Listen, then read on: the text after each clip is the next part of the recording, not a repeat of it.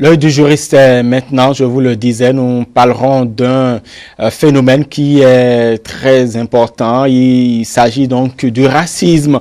Ce n'est pas important d'être raciste, ce n'est pas cela, mais c'est de savoir lorsque vous arrivez à enfreindre à ces infractions-là, quelles sont les dispositions pénales prévues à cet effet. Ariane Eteka, bonsoir. Bonsoir Romuald, bonsoir. Une nouvelle semaine? Oui, une nouvelle semaine de nouveaux défis et nous sommes encore là avec nos téléspectateurs du Grand Soir sur E-Télé. Bien, chers téléspectateurs, bonsoir.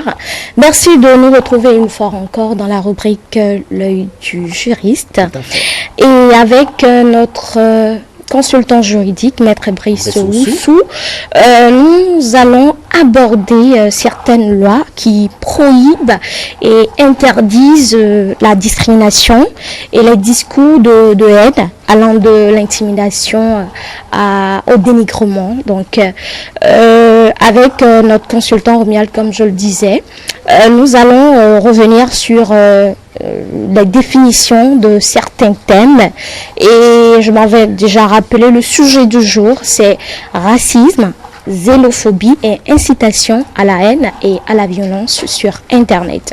Voilà, nous sommes toujours dans le cadre du cours bien sûr, parce que nous avons commencé une série depuis quelques temps. Oui, depuis quelques temps avec Maître Brice Oussou. Nous allons aujourd'hui décortiquer ce thème, cette thématique. Il est revenu sur les dispositions prises par le législateur pour décourager de ces internautes qui s'adonnent à ces pratiques. Très bien. Et si vous permettez, nous allons suivre, parce qu'entre-temps, on s'est déplacé. Oui, toujours. Voilà. On s'est déplacé entre-temps vers Maître Brice Oussou, avocat au barreau du Bénin. Il est notre consultant juridique sur cette émission. Mesdames, Mesdemoiselles et Messieurs, bonsoir. C'est avec un grand plaisir que je me retrouve en votre compagnie dans la rubrique L'œil du juriste de l'émission Bonsoir avec Maître Brice Oussou. Il est notre spécialiste et avocat au barreau du Bénin. Maître Brice Oussou, bonsoir. Bonsoir Ariane. Merci de toujours répondre présent à notre demande pour éclairer la lanterne de nos auditeurs. Aujourd'hui, nous allons aborder le thème racisme, xénophobie et incitation à la haine et à la violence sur Internet. Alors, c'est de gros mots. Nous allons essayer de les décortiquer un peu. Qu'est-ce que c'est que la xénophobie? La xénophobie, c'est tout ce qui est fait contre l'étranger. La xénophobie, c'est la haine de l'étranger. Tout ce qu'on commet comme acte, parce qu'on ne porte pas l'étranger, celui qui n'est pas de chez soi. Tout ce qu'on fait contre ces personnes-là, c'est ça qu'on appelle la xénophobie. Et vous nous rappelez ce que c'est que le racisme? Le racisme est tout ce qu'on fait contre les autres personnes qu'on estime ne pas être de sa race. C'est-à-dire quoi? Nous sommes africains noirs, on n'aime pas les blancs.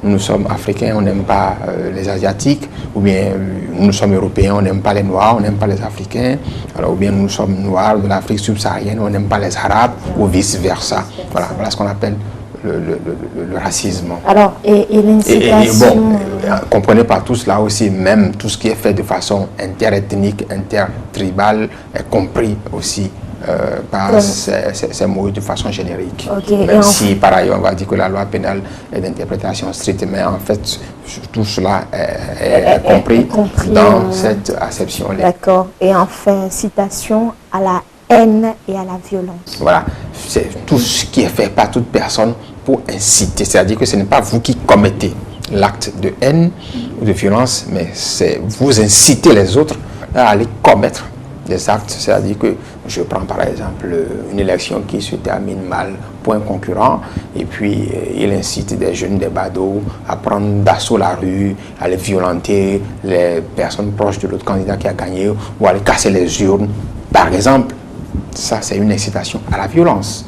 Ou bien je suis chez moi, je ne suis pas je ne porte pas telle personne dans mon cœur, j'incite des gens à aller contre cette personne, à la violenter.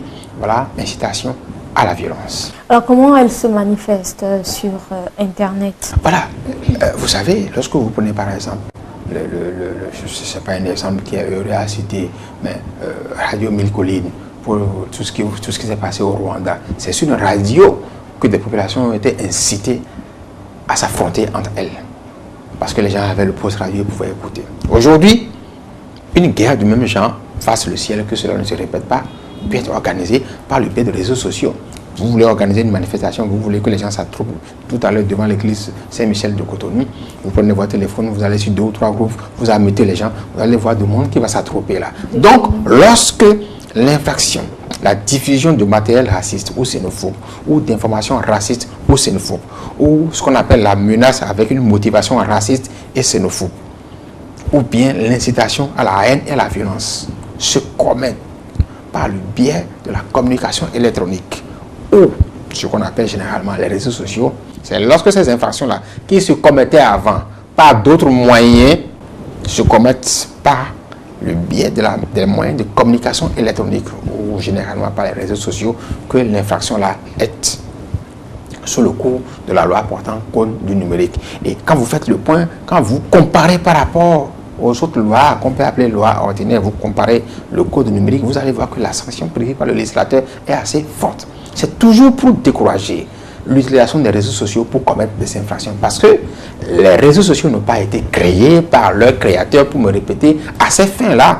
Mais c'est l'individu, c'est l'être humain qui dévoie l'utilisation première des réseaux sociaux à ces fins-là. Donc il ne faut pas que les réseaux sociaux, parce que c'est un moyen de communication très rapide, instantané, très facile et donc dangereux. Le législateur a voulu décourager cette utilisation en étant très sévère. Lorsque, par exemple, vous faites de la diffusion de matériel raciste et xénophobe par le biais d'un système informatique, la loi a prévu un emprisonnement de 6 mois à 7 ans et d'une amende allant de 1 million à 10 millions de francs CFA. C'est assez sévère. Ensuite, lorsque vous menacez quelqu'un avec une motivation raciste et xénophobe par le biais d'un système informatique, la loi a prévu 6 mois à 7 ans et 1 million à 10 millions de francs CFA d'amende.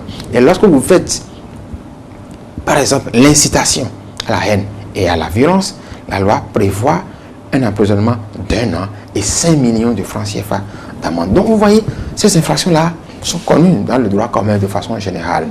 Mais lorsque cela se passe par le biais de la communication électronique sur les réseaux sociaux, le législateur devient plus sévère. Et pourtant, on peut remarquer très souvent de ces publications sur les réseaux sociaux, mais qui restent sans... C'est parce que les citoyens qui le font ne savent pas que cela est puni par la loi. C'est parce que les personnes victimes de cette infraction ne savent pas que cela est puni par la loi. Si et les auteurs potentiels et les victimes potentielles, ou déjà les victimes qui se connaissent ou qui sont connues, savaient que la loi portant code numérique réprime très sévèrement, je crois qu'il y aurait déjà eu beaucoup de procédures devant les juridictions. On en aurait parlé dans le pays et ça aurait commencé par décourager les auteurs potentiels. Donc, il est important qu'on fasse de la sensibilisation, que les citoyens sachent que ces genres de comportements sont punis par la loi et que les citoyens se gardent d'avoir à commettre ces genres. Mais est-ce que l'État aujourd'hui fait quelque chose pour informer sur ces différents codes du numérique? Parce que aujourd'hui, avec la tension qui règne, il y a de ces internautes qui s'adonnent très souvent à ces ou qui font de ces publications à l'encontre des fois de l'État. Oui, c'est parce que je crois ou ces personnes ne savent pas que cette loi existe, ou ces personnes se disent de toutes les façons on ne va pas arriver à m'arrêter. Et pourquoi l'État ne réagit pas? Je crois que de plus en plus, l'État fait de la sensibilisation par d'autres moyens. Déjà, je crois que ce que vous faites à ETélé, c'est que vous contribuez à la sensibilisation pour que les citoyens sachent. L'État a déjà fait une chose, celle de voter la loi. L'État doit faire de la sensibilisation. Tous les acteurs de la société, comme vous, doivent contribuer à sensibiliser les citoyens. Je crois que cela est en cours. Maintenant, ce que l'État doit faire également, c'est lorsque ces cas-là sont connus, il faut les appréhender et sanctionner avec la sévérité requise, telle que prévue par la loi, les auteurs de ces infractions, pour que cela serve de leçon. Donc, nous devons aller dans une démarche pédagogique. Et parlons, on revient sur la xénophobie. Pourquoi les attitudes xénophobes sont considérées, par exemple, comme une violation Ah oui, parce que justement, lorsque vous avez un comportement contre l'autre étranger, l'étranger, ce n'est jamais dans une intention de le caresser, ce n'est jamais dans une intention de lui apporter du bonheur, c'est toujours dans une intention de lui nuire. Et tout ce que vous faites, enfin une bonne partie de ce qui est fait pour nuire à l'autre, et généralement touche les droits humains.